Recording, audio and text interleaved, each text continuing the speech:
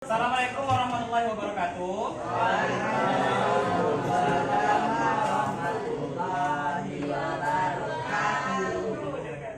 Apa kabarnya nih semuanya? Baik, Pak. Lama tidak bertemu ya? Ya.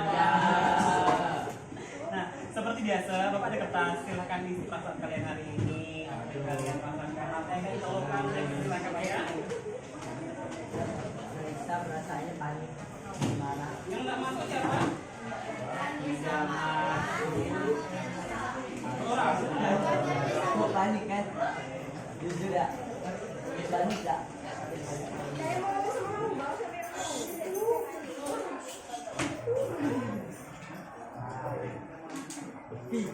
Masalahnya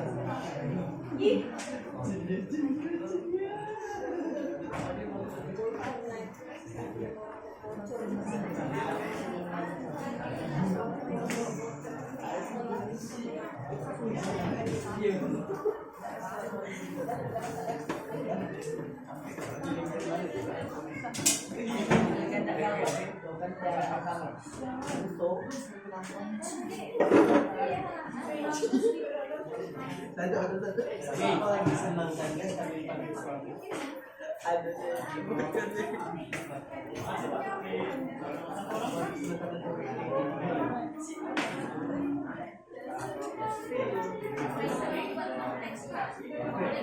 dia mau dua pak Silakan isi dulu.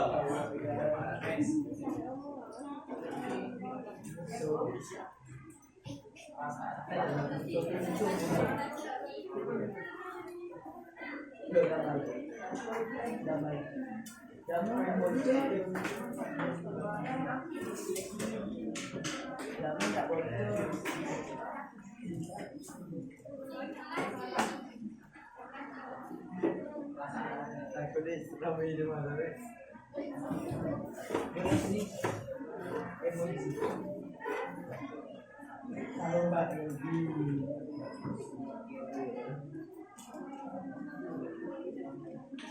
Siapa tadi yang ada masuk? Ada.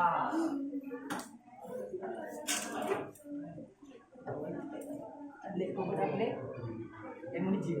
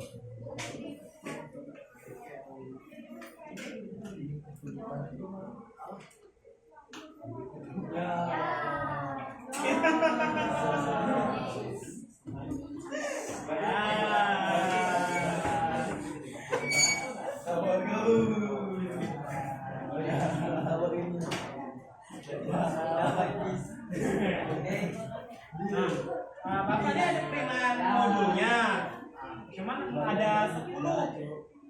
Jadi Bapak persilakan kalian untuk membentuk kelompok. Satu kelompoknya 4 orang. Tapi kelompoknya mau kalian tentukan sendiri. Oke, saya persilakan. Aduh deh, Mas. Satu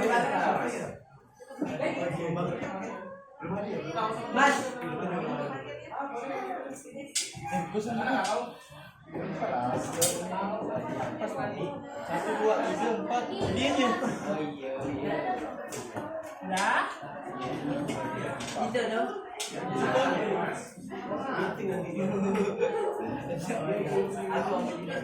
Sudah? Mas.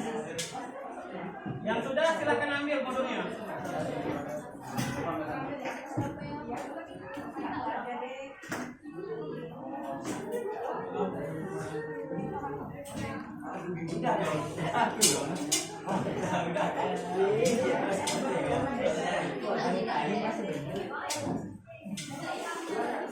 siapa lagi?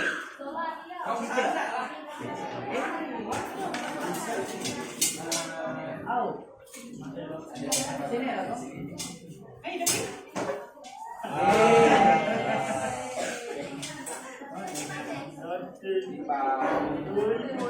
siapa lagi yang belum? Siapa mas? Kami kita atau gitu? Ini datang, masih ada. Sudah? Kau jangan lagi tawa. Coba aja jalan dulu.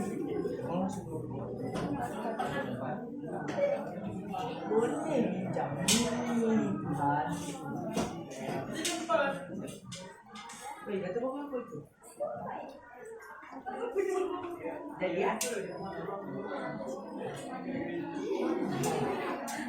Sudah semua? Siapa yang ingat materi kita di pertemuan sebelumnya? argumentasi. Apa yang kita bahas di pertemuan sebelumnya? Strukturnya. Struktur betul di pertemuan pertama. Betul. Apa lagi? Kaidah betul. Apa lagi? Siapa yang ingat struktur teks argumentasi ada berapa? Ada 3 betul apa aja? Apa? Betul tesis, apa lagi? Isi betul, apa badan argumentasi terakhir? Kurang tepat? Biasanya di akhir itu apa? Kalau di akhir paragraf biasanya apa? Betul. Hari ini kita akan melanjutkan. Aduh, kayaknya. Tolonglah menendang. Tolonglah siapa yang bisa. Nah, sebelum kita memasuki monggo lo Pak.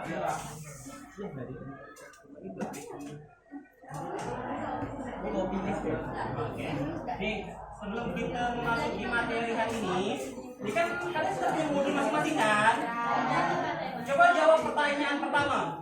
Siapa yang mau jawab? Silakan. Kak.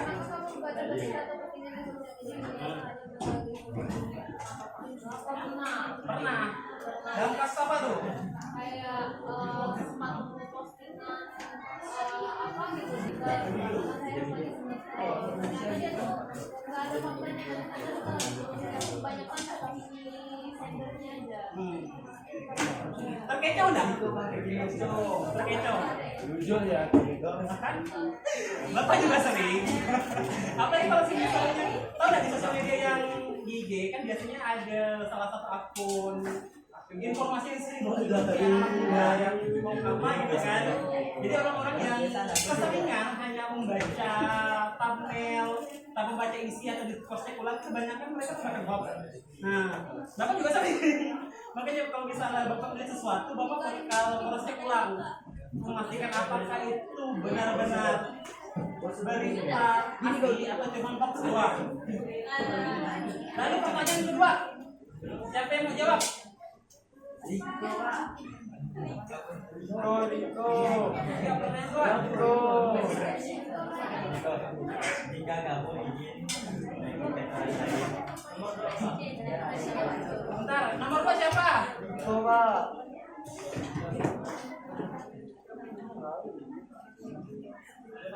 Nah, silakan. kamu tinggi. Menggunakan data yang valid. Nih kan pertanyaan, jika kamu ingin meyakinkan orang lain tentang sesuatu yang kamu percaya, apa yang akan kamu lakukan agar argumen kamu kuat dan dipercaya? Betul, kita menggunakan dulu data yang valid sehingga orang itu percaya, oh datanya begini, bukan opini pribadi, sehingga orang tahu bahwa apa yang kita utarakan itu benar-benar nyata dan bisa dibuktikan. Lalu yang ketiga. Riko. Nah, silakan. Silakan. Sang bintang Pak. Pendapat itu adalah opini pribadi dari diri sendiri. Sedangkan argumen itu adalah pendapat yang dikuatkan oleh beberapa fakta. Tepuk tangannya untuk tiga orang kita menjawab pertanyaan ini. Nah, semuanya lihat.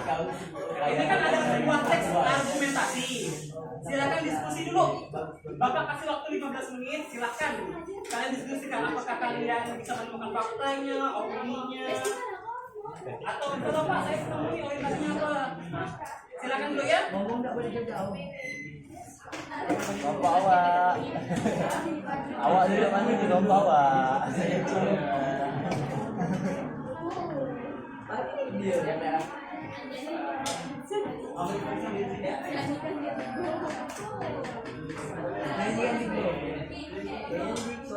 Aduh, mana situ? Suaranya pelan-pelan diskusi.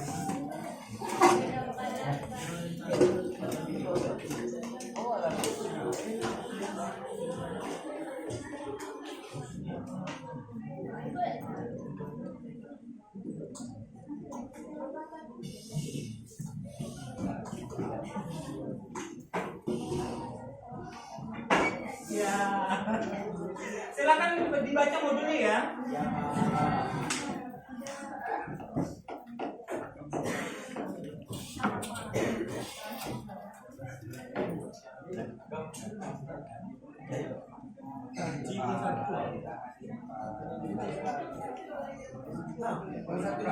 Kamu mau siapa? Bileji. Sini kalau sampai Riko. Dia malu-malu. Rekrut ya daripada dia sendirian. Aku belum mau siapa? Dia tadi tertidur. Suaranya Cepat. Siapa ini? Riko nah. Ya udah sini ada Riko. Dua pilihannya. Riko atau dia ada pilihan ini. Ada Thailand.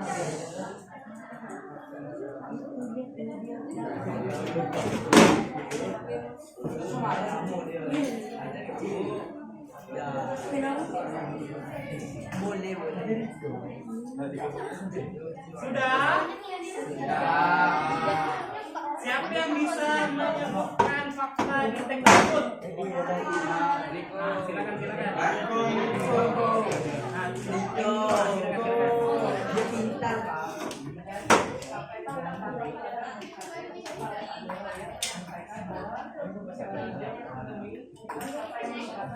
Itu jadi Pak. Oh, Riko.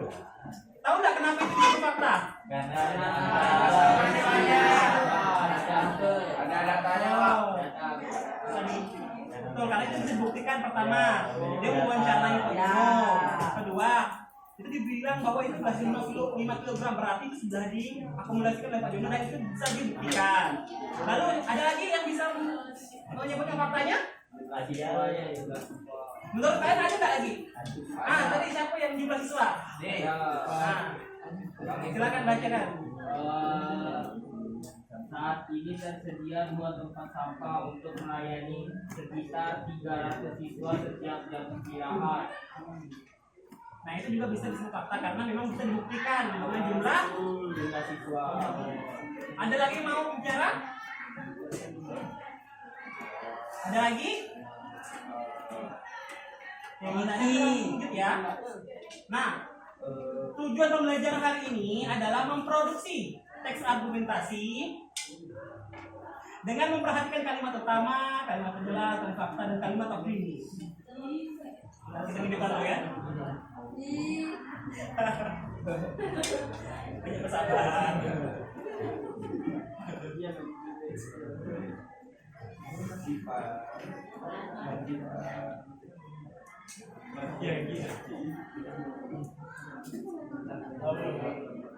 bisa nih dari ini ya fokusnya. Oh, nah. Nah, langkah pertama itu menentukan isu dan posisi. Yes. Langkah pertama, nah, silakan baca dulu. Ya. Lanjut. Oke, nah, Hati lagi. Udah meledak nih. siapa yang bisa bacakan kita semua langkah pertama? Saya. Nah, silakan enggak. Langkah pertama menentukan isu yang penting, posisi. Dengarkan ya. Langkah pertama dalam menulis teks argumentasi adalah memilih isu. Isu yang tepat adalah isu yang masih diperdebatkan. Artinya ada orang yang setuju dan ada yang tidak setuju. Setelah isu dipilih, kamu harus mengambil posisi. Posisinya hanya ada dua, setuju atau tidak setuju. Tidak boleh netral atau tanda kutip tergantung situasi. Nah, kira-kira siapa yang bisa? Meledak Pak, bentar lagi Pak. Aduh, takut kebakaran jadi. Nah, kira-kira ada yang mengerti nggak maksud dari kita harus menentukan yang isu yang masih diperdebatkan. Menurut kalian karena apa? Belum jelas ya Betul, karena ada pro dan kontranya. Lalu apa lagi? belum jelas sih Nah, betul, karena itu masih belum jelas, masih bisa diperbicarakan. Nah, kalau misal kita menentukan isu yang jelas seperti warna langit itu biru. Setuju? Bisa diperdebatkan nggak? bisa Bisa atau tidak? bisa Masih bisa. Lalu, kalau misalnya warna daun hijau masih bisa diperdebatkan? Setuju apa? Nah, itu setuju. Nah, yang kedua, dibilang bahwa sebuah isu dipilih, kamu harus mengambil posisi. Apakah kamu setuju atau tidak setuju? Karena saat di teks argumentasi kita kan sebagai tim pro dan tim kontra, tidak ada tim netral. Sehingga kita harus memberikan pandangan apakah kita menyetujui isu tersebut dengan data yang ada atau kita menolak isu tersebut dengan data yang ada. Sampai di sini ada yang ingin ditanyakan? Tidak. Oke, Bapak lanjut ya. Nah, langkah kedua, siapa yang bisa bacakan? Siapa? Nah, silakan kakak. Maaf ya, sabar ya tim ini ya. Silakan kakak. Langkah kedua, mengumpulkan fakta. Observasi, lihat langsung, hitung, catat. Lalu wawancara, ada orang yang mengalami atau ahli. Yang ketiga, dokumen atau data. Artikel, berita, laporan resmi. Oke, makasih ya kak. Teman-teman kalau kakak tadi, makasih ya dari kanan. Oke, mengumpulkan fakta itu ada tiga cara. Pertama, observasi. Kita nih melihat langsung nih, gimana kejadiannya, gimana bentuknya. Kita bisa melihat, menghitung atau mencatat hasil pengamatan kita. Kedua, wawancara. Dengan wawancara, kita bisa mengumpulkan fakta apa yang diketahui sama si yang mengalami atau yang ahli. Sehingga data kita, fakta yang kita kumpulkan bisa dipertanggungjawabkan. Yang terakhir, melalui dokumen, berita, dan laporan resmi. Dengan adanya artikel, berita, dan laporan resmi, kita juga bisa mempertanggungjawabkan. Karena apa? Kita bisa menunjukkan fakta-fakta yang kita gunakan dalam teks argumentasi. Ada yang mau ditanyakan? Tidak. Oke, lanjut. Kita jadi kejar nih mati-matianmu. Siapa yang bisa bacakan langkah ketiga? Silakan Kak, silakan.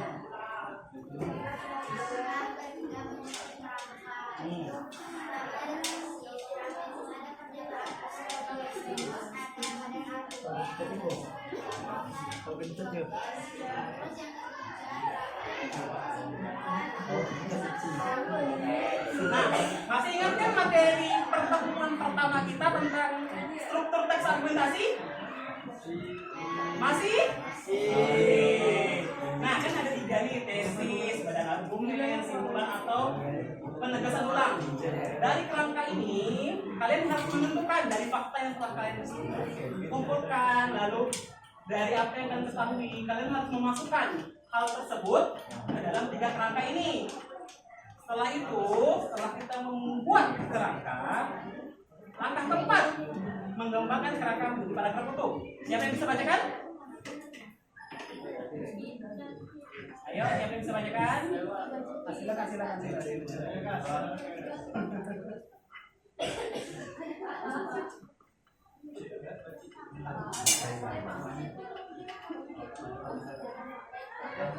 Mengembangkan kerangka menjadi paragraf utuh. Ini mengubah poin-poin kerangka menjadi paragraf utuh yang terdiri dari 5-10 kalimat. Jangan hanya menyatu kerangka, tapi juga perlu menambahkan kata yang lucu. Ada kalimat mana yang lancar. Jadi paragraf yang baik. Jadi B ini fakta apa ini akhiri dengan tanda jawab. Ini sebenarnya kita tanda baca. Oke, terima kasih. Nah, tadi kan kita tahu nih di langkah ketiga kita harus membuat kerangka, mulai dari tesis, badan argumen, dan kesimpulan. Setelah ditentukan nih, setelah kalian menentukan strukturnya, maka kalian harus mengembangkan kerangka tersebut menjadi paragraf secara utuh. Nah, ciri-cirinya pertama dimulai dengan tesis kalian utama. Jadi kalian harus menjelaskan nih, harus memaparkan apa sih yang mau kalian bahas di kalimat argumentasi itu. Kedua, diikuti fakta dan opini. Dengan kalian telah memaparkan apa sih yang mau dibahas di teks itu, kalian juga memaparkan fakta yang telah kalian temukan, yang telah kalian teliti, yang telah kalian wawancarai, kalian masukkan di situ. Dan juga opini kalian yang mendukung fakta tersebut. Terakhir, penegasan ulang. Kalian harus menegaskan kembali kenapa sih kalian menyetujui atau tidak menyetujui dari topik tersebut. Terakhir, menggunakan ejaan yang benar. Tahu kan PUEB? Nah, taruh kapital, tanda baca, lain sebagainya itu harus benar karena kalian ingin membuat paragraf yang baik. Nah, sama di bagian ini kan dibilang bahwa terdiri dari 7 sampai 8 kalimat. Siapa yang tahu batas minimal dari satu paragraf berapa kalimat? 4 minimal ya. Nah, hari ini belum. Minimal 4. 10 maksimal. Minimal 4. Minimal itu 2 sampai 3. Oh. Kenapa Bapak bilang di sini 7 sampai 8? Karena di tengah-tengah. Kalau terlalu sedikit pemaparannya kurang, terlalu banyak, terlalu mendalam. Jadi kita mengambil di tengah-tengah. Selanjutnya yang terakhir. Siapa yang bisa bacakan? Ah, silakan. Maaf ya, Bang. Perangkat terakhir ini paling sering diabaikan, padahal kunci tulisan bagus ada pada revisi. Penulis profesional pun merevisi tulisannya berkali-kali. Revisi bukan berarti tulisan jelek, tetapi berarti kamu peduli dengan kualitas. Nah, siapa yang telah mengerjakan tugas nih, tapi tak mau dicek ulang? Siapa? Nah, tidak hanya dalam kebanyakan orang memang merevisi itu terlalu membosankan. Karena apa? Kita telah meyakini bahwa tulisan kita, pekerjaan kita, atau apa yang kita lakukan benar. Tapi belum tentu. Karena apa? Saat kita mengerjakan, biasanya pikiran kita tuh banyak terbelah. Mulai dari kayaknya ini bagus, kayaknya ini bagus. Nah, saat revisi itu memperlihatkan lagi hal-hal yang seharusnya bisa diperbaiki, cuma tidak terlihatan pada saat menyusun. Makanya tahap revisi perlu biar tulisannya menjadi lebih berkualitas. Nah, sampai sini ada yang mau dipertanyakan? Tidak ada? Nah, kalau tidak ada, kan udah bagi kelompok kan ya? Nah, silakan kerjakan LKPD sesuai yang Bapak berikan. Ini jam berapa nih?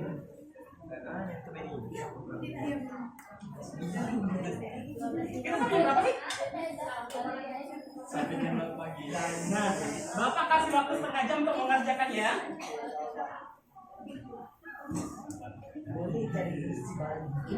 Di sini kalian disuruh untuk memproduksi teks argumentasi. Bapak kasih pilihan apakah kalian ingin menemukan topik tersendiri atau yang Bapak kasih. Bapak kasih atau bos sendiri topiknya?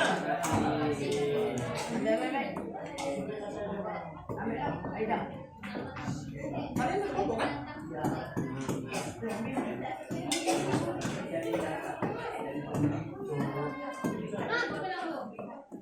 Bapak kan kalau di kelas ini kan terlalu sempit buat kalian. Bapak persilahkan kalian untuk di luar, tapi jangan ribut dan jangan jauh-jauh. Tapi jangan masuk kelas tengah aja. Oh ya udahlah. Topik belum dibagi. Pak depan rumah saya boleh lah.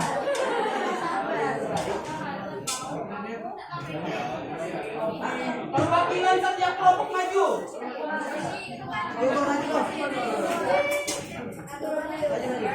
Ada siapa di sini ya, Pak? Ya.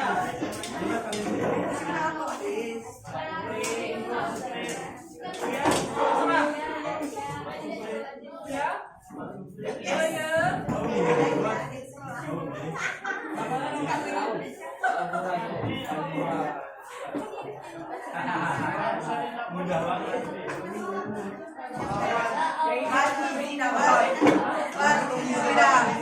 Alhamdulillah. Bentar.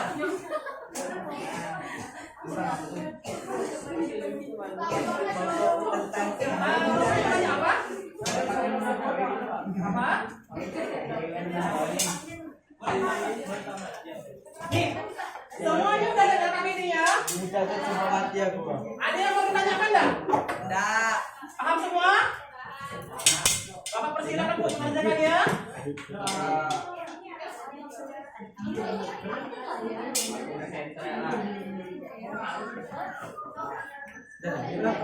Udah boleh keluar Pak.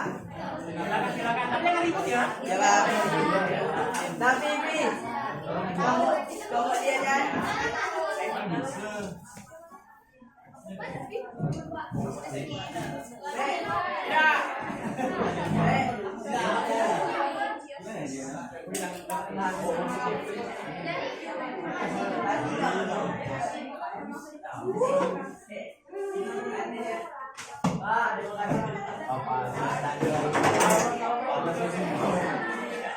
Silakan, silakan yang mau.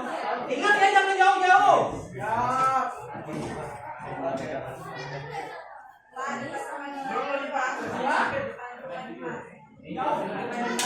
Dimas kata dia.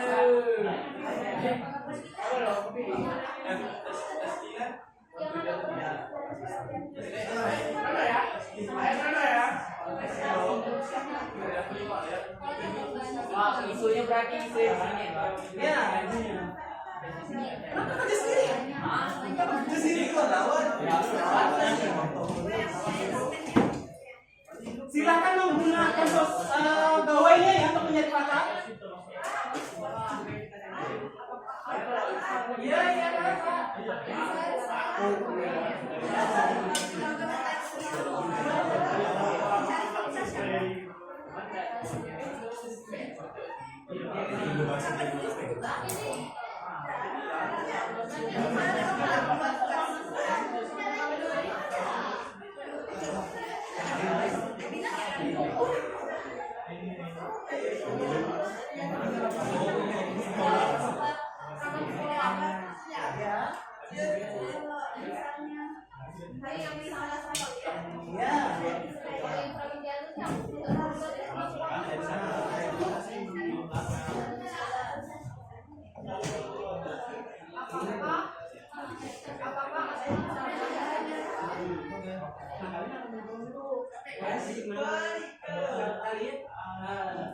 Kalian sultan kalian yang kurang.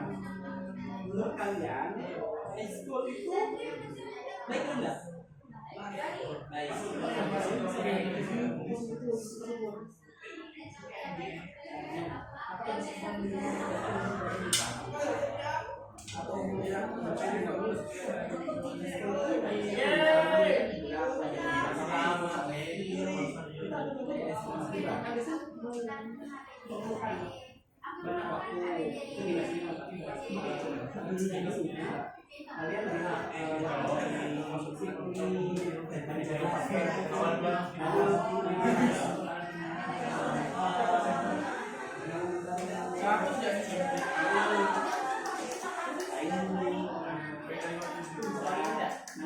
tidak akan mengganggu ya.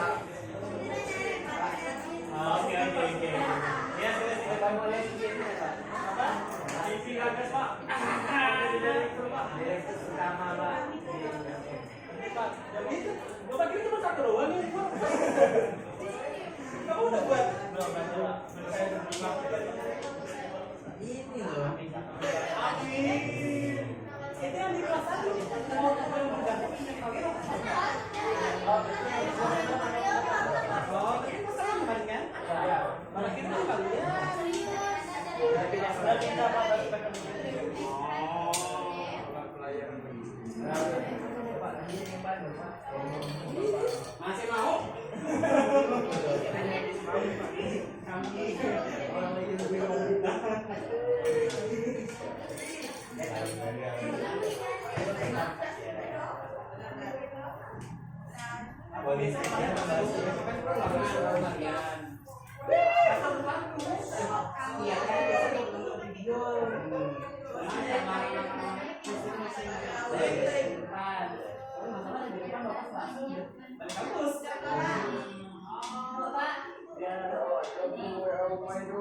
Ya nanti. Semoga nanti dapat motivasi.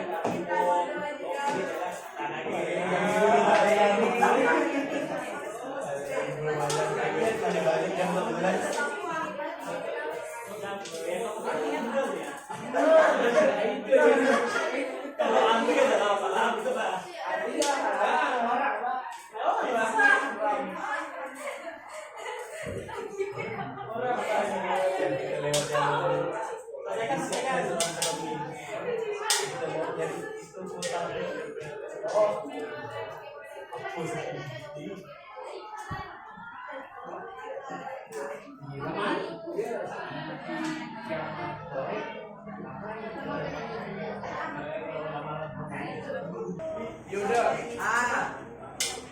Ambil sen Yoda ya.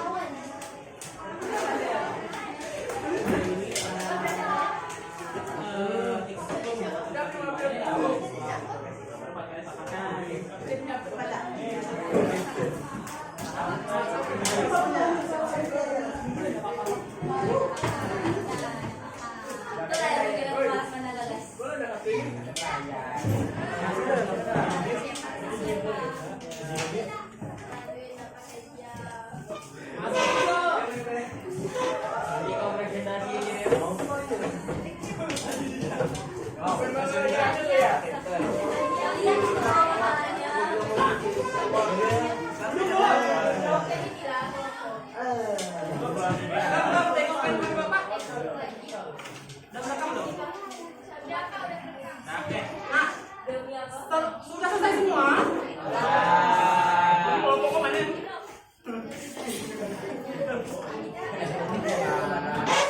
Sudah semua? Yang sudah siapa?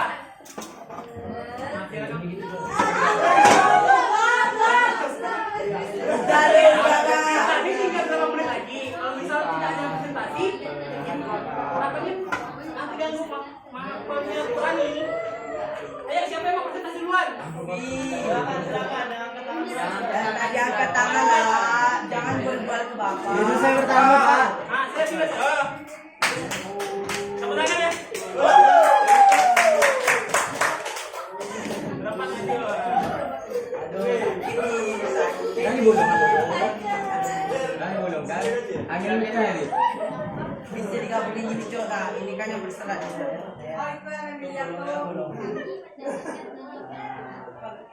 Dah, aku bisa sudah. Mentang-mentang ada rumah jasa, pakai penjahit. Rumah kayak apa? Boleh.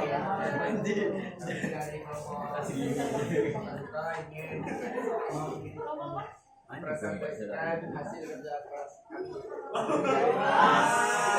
Kerja keras. Oke lanjut. Tema kami yaitu organisasi siswa isu yang kita bahas di sini adalah apakah organisasi ini benar-benar mewakili suara siswa atau hanya menjadi ajang popularitas tanpa dampak nyata bagi keseharian permasyarakat. Baik, akan dijelaskan oleh Jericho selanjutnya. Silakan. Nah, kami di sini tidak setuju ya, karena menurut fakta yang kami dapat itu banyak OSIS yang bikin poster sana digital atau menurut aspirasi tentang kehidupan siswa. Contohnya di SMA 3 Negeri Bandung masih mengadakan jam masuk sekolah menjadi pukul 7.30 setelah survei ke 80% siswa.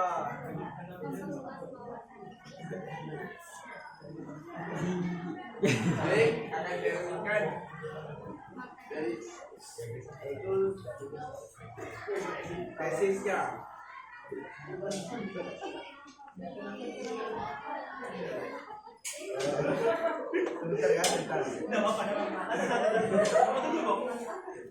Mas ada suci depan dengan Riko.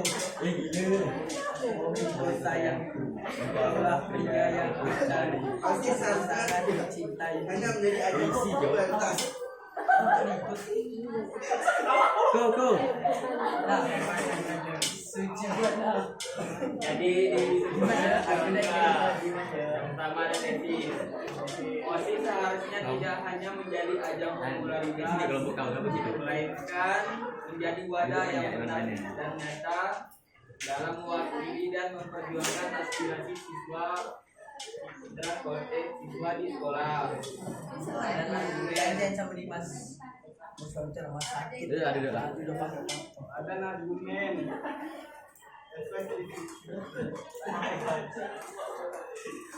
efektivitas komunikasi banyak OSIS kini memanfaatkan teknologi dengan membuat digital atau koordinasi aspirasi. Hal ini membuktikan adanya upaya konkret untuk menjembatani keluhan siswa dengan guru-guru secara efisien. Kesimpulan, OSIS sangat bergantung pada inisiatif pengurusnya dengan fokus pada edukasi aspirasi dan hasil konkret seperti perubahan jam sekolah yang ada di OSIS SMA Negeri 3 Bandung terbukti mampu menjadi lebih sekedar ajang mobilitas bagi para anggotanya.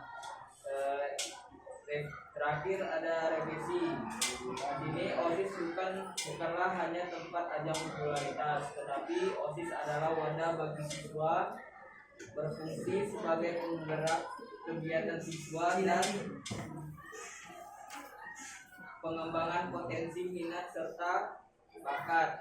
OSIS bertujuan melatih kepemimpinan, menampung aspirasi, dan menjembatani siswa dengan pihak sekolah.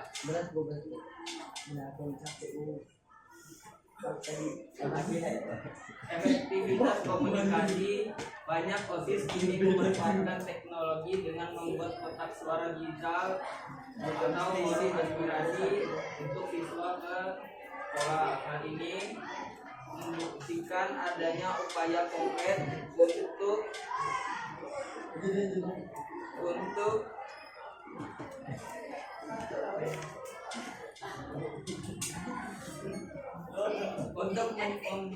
menjembatani keluhan siswa secara efisien. OSIS memiliki dampak signifikan bagi siswa non pengurus, terutama sebagai inisiator kegiatan sekolah, penegak disiplin, dan mengatur aspirasi. Sekian presentasi dari kami. Mohon maaf jika ada kesalahan. Wassalamualaikum warahmatullahi wabarakatuh.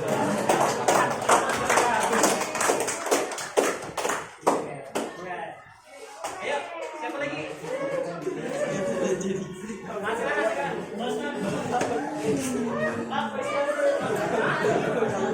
Kecanduan Pak, kecanduan. Nah, lihat Assalamualaikum warahmatullahi wabarakatuh.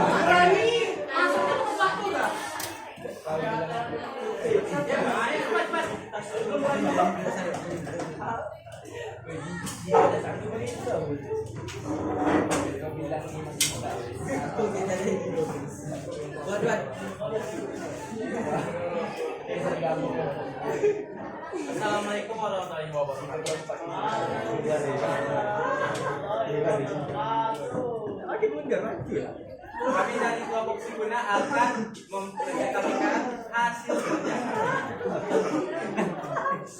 Jadi isu nyata yang kami dapat adalah apakah memberikan PR setiap hari masih diperlukan di era di mana siswa memiliki banyak aktivitas ekskul dan tugas digital. Untuk kali ini kami tidak setuju karena kumpulan faktanya PR harian memicu kurang tidur dan kelelahan kronis, beban tugas yang terus-menerus meningkatkan beresiko stres, kecemasan pada siswa karena hilangnya waktu istirahat PR juga menyisa waktu yang seharusnya digunakan untuk ekskul dan sosialisasi. Hal ini menghambat siswa dalam mengasah soft skill dan kecerdasan emosional yang cukup krusial di dunia nyata.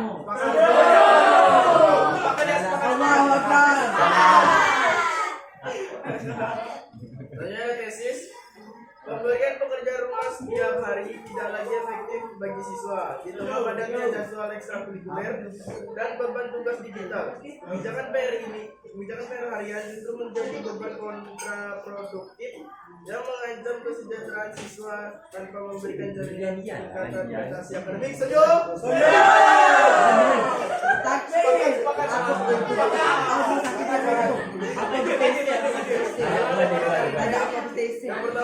Yang pertama, stres dan kelelahan mental. karena kehilangan istirahat siswa. Yang kedua, tugas harian mencipta waktu untuk eskul dan hobi yang krusial bagi pengembang soft skill serta karakter. Yang ketiga, kuantitas siswa yang tinggi tidak menjamin prestasi, fokus pada kualitas lebih efektif daripada beban harian yang repetitif. Sepakat? Lalu ada kesimpulan. Pendidikan harusnya fokus pada kualitas, bukan kuantitas. Anjay.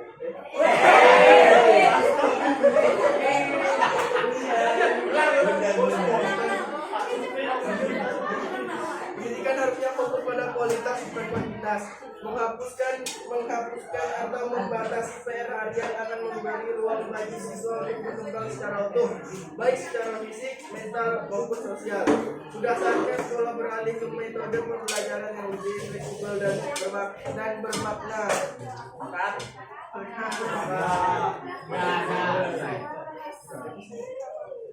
Sekian dari presentasi kami. Kami bagi sendiri. Assalamualaikum warahmatullahi wabarakatuh. Waalaikumsalam Ya, mari kita tangan sempurna.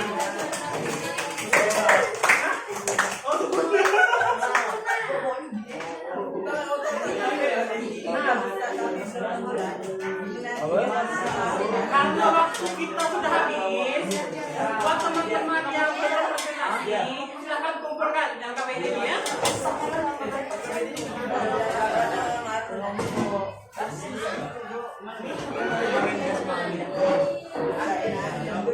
Pak, ini nggak dikumpulin Pak. Kalian.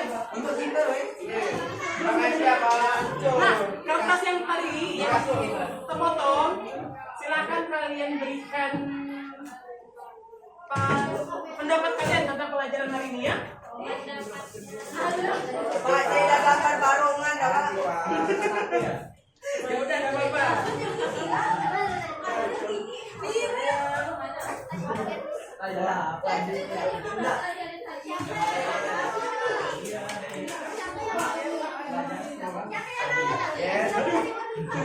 Ayo, 2 kelompok lagi kumpulin.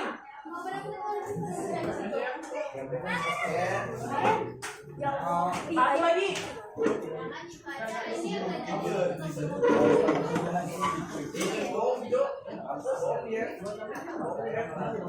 Nah, yang udah diisi kertasnya silakan kumpulkan ya. Nah,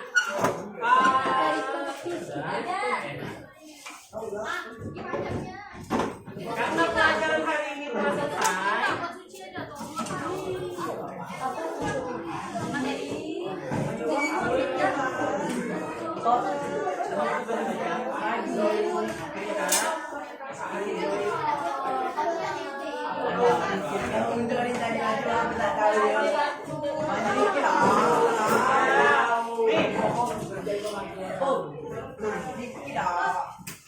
ini kesimpulan dari pertemuan hari ini.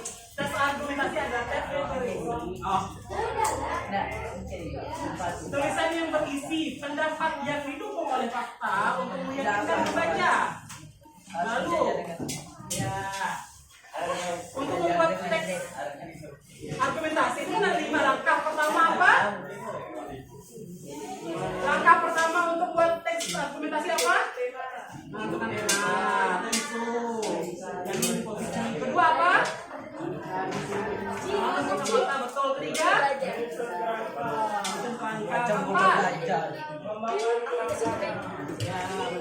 keempat. Revisi, oke. Nah, dengan kalian mengetahui nih cara membuat teks argumentasi, diharapkan kalian bisa membuat teks argumentasi yang logis, faktual, dan mudah dipahami. Nah, bagian dari Bapak, semoga kita bisa bertemu lagi di kemudian hari. Wassalamualaikum warahmatullahi wabarakatuh.